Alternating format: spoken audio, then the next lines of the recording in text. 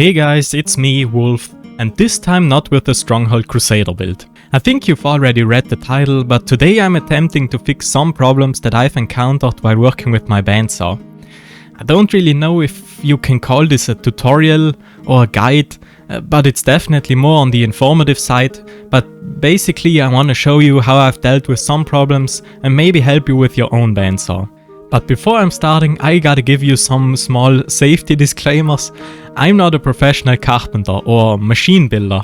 My knowledge mostly comes from just working as an all-rounder craftsman, fixing up some appliances around the house and watching YouTube videos, so keep that in mind. Secondly, I want to say that I'm making some modifications that aren't really allowed, so yeah, just to let you know, I'm probably violating the warranty here. The third thing I want to make clear is that I don't want to damage or talk bad about this particular bandsaw model or the company in general. The drill press that I own was made by the same company and I'm really happy with that one, so yeah, I don't want to make this a rant about the company or this model. Now that that is clear, I think it's just fair to say how much it costs, to kinda give you an idea of the quality you can expect. And this bandsaw of the Italian company Furvi, model number is 0717A, for the ones of you that are really interested, cost me exactly $342.29 at my local machine store. So I would rank this in the lower to middle hobby class, if that makes sense. So you can expect the machine to have some flaws. And I would say you can cut wood about 1 centimeter thick with reasonable speed. And if the wood is thicker, it tends to drift a lot, but let's just jump into the modifications, and after that you can probably tell by yourself what I'm talking about. Okay, before starting, obviously safety first and make sure that the machine is unplugged. Also, you should secure the machine to a table. If you can bolt it down, that would work best. I can't really do that because I have limited space in my workshop here, so I'm normally just clamping it down firmly. Then we are ready for the adjustments. Because the workpieces were drifting to one side when cutting, I had to adjust the position of the blade on the spinning wheel. I would suggest to check that on every new bandsaw you get before you make your first cut, just to make sure. Here I've actually encountered the first weird thing with this model. The pictures on the website have 2 hex screws to close the cabinet, but mine has these 2 knobs here. And if you see this kind of knob, you naturally think that you can turn it, but that didn't work. Then I thought, oh, it's the kind where you have to push it and turn it. No? Pull and turn? Also no? Huh, I really don't get it, but I wanna give the machine the benefit of the doubt here, that maybe I just don't get it, or the owner of the machine shop has lost the hex screws somehow and replaced them with these weird knobs. That old rascal! To center the blade, you can think about an imaginary line between the full length of the blade from the teeth to the back, and align that with the center of the upper spinning wheel. The lower wheel can't be adjusted, so you can pretty much ignore that one. First I'm lowering the whole wheel by turning this knob on the top here, so that the blade is under light tension. It shouldn't fall off on its own and it should be movable like this. Then you can place it in the center. Here you probably also have to play around with the angle. On this machine I can just loosen the nut on the back here and turn this knob to adjust the angle of the upper wheel. You can check if the blade stays in the position by rotating the wheel with your hand.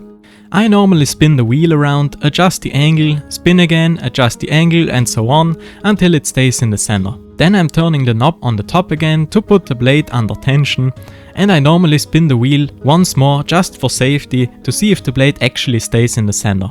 If the workpiece is still drifting to one side or the other, we can check if the table is adjusted correctly. I've seen online that some bandsaw tables have 4 screws underneath that each can be adjusted in height. Here on this particular model I can adjust the angle of the table with this lever in the back here. And you could cut at an angle up to 45 degrees. I don't think I'm ever going to use that and I'm kinda having trouble even turning the table, so yeah, let's just set it to 90 degrees. I can calibrate the 90 degrees on the table with this headless screw right here, that acts as a mechanical stop. Here I can once again loosen the nut beneath to adjust it, and I'm using a little right angle corner square to check if the saw blade is perpendicular to the table.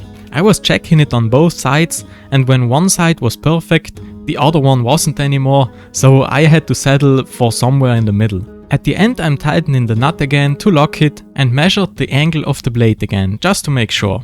Now that that is fixed, the bandsaw should cut straight. But here on my bandsaw I had another problem. Most bandsaw tables, this one included, have a slit somewhere on the table so that the bandsaw blade can be changed. And that's where the problem lies. The sides aren't on the same height. You can see it if I'm trying to slide the angle across. I'm not entirely sure if that's normal, but I don't really think it is. The saw came with this little piece that fits inside the front here. By the way, not the best fit, but hey. And I don't know why, but I can remember that when I bought the saw, this part was just attached here with one of these knobs, and it was just looking weird, so I've removed it. If we check the picture on the website again, here it looks like a wing screw or something similar, but again, maybe the old guy at the machine store just lost the screw and replaced it. You old bastard!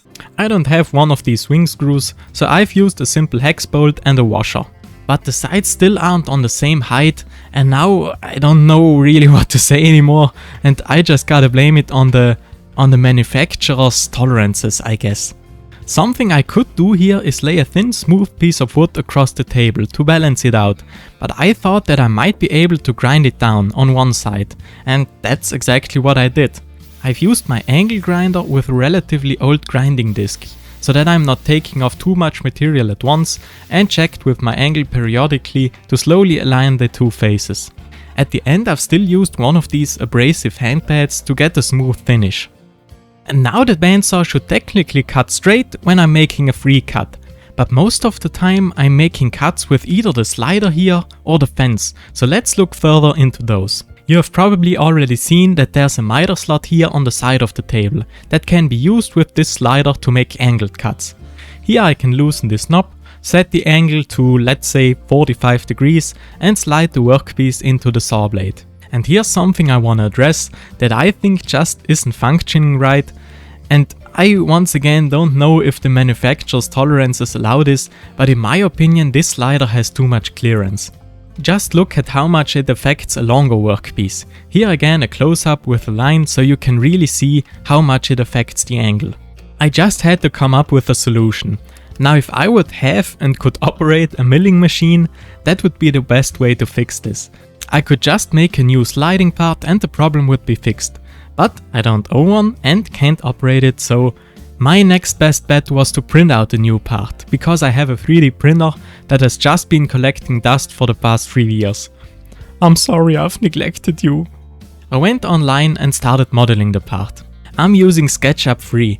It's already in the name, but it's a free browser app that is simple enough for me to understand and can be used for a variety of things.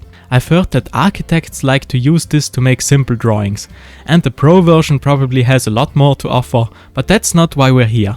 I've started with making a few test pieces because there are always some inconsistencies between the measurements that I'm taking, the drawn part and how it actually turns out after printing, and I've ended up with this part here. In the front there's a simple hole to fit the plastic angle measurement inside, and there are 2 more holes where I'm planning to glue these welding nuts inside, but I guess it will be clearer once I can show you the finished part.